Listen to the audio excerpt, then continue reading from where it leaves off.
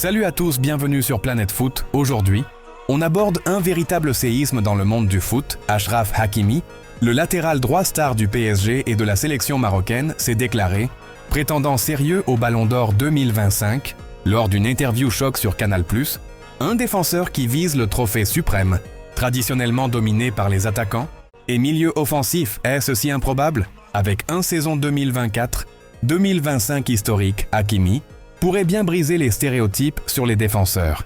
On décortique ses stats impressionnantes, sa déclaration explosive et les raisons pour lesquelles il pourrait renverser les préjugés. Accrochez-vous, c'est parti! Pour saisir l'ampleur du buzz autour d'Hakimi, revenons sur sa saison exceptionnelle. Au PSG, il a été tout simplement monstrueux, que ce soit en Ligue 1, en Ligue des Champions ou avec le Maroc. Ses statistiques parlent d'elles-mêmes.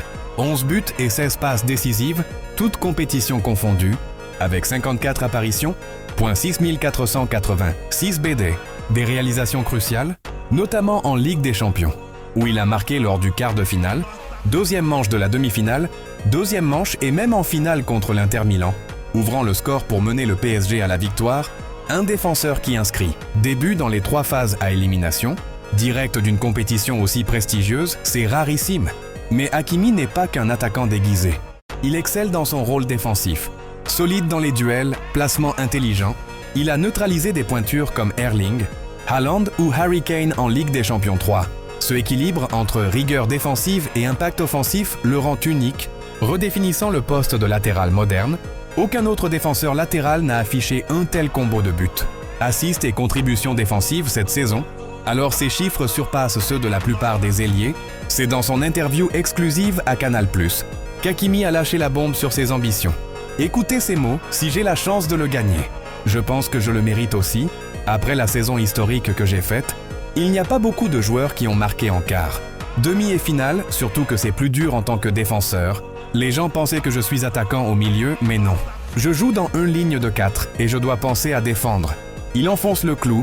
Mes stats ne sont pas celles d'un défenseur normal.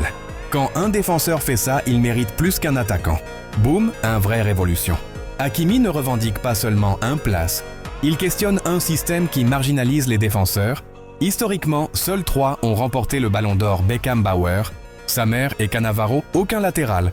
2025 pourrait changer ça. Pourquoi Hakimi est-il un candidat crédible? D'abord ses performances individuelles, stats exceptionnelles, décisifs dans les grands matchs.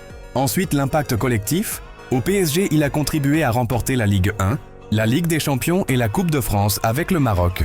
Il a mené les Lions de l'Atlas à une demi-finale à la CAN 2025, décrochant le bronze.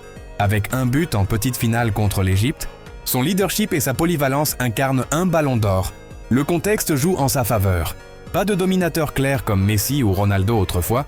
Les favoris incluent Ousmane Dembélé, Lamine Yamal Vitinha ou Harry Kane, mais Hakimi figure dans le top 10 des nominés. Le terrain est ouvert et le soutien public grandit. Pourtant, des obstacles persistent, la concurrence est rude. Avec des profils offensifs comme Bellingham ou Lewandowski, le billet historique des votants privilégiait les attaquants, le rôle de latéral, moins glamour attiré et lasser l'attention, mais son buzz force le débat. Achraf Hakimi n'est pas qu'un joueur exceptionnel.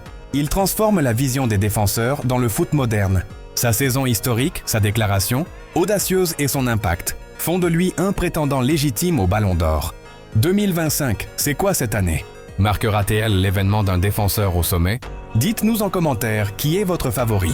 Salut, si vous avez aimé, pouce bleu, abonnez-vous à Planète Foot et activez la cloche. À bientôt pour d'autres analyses, salut!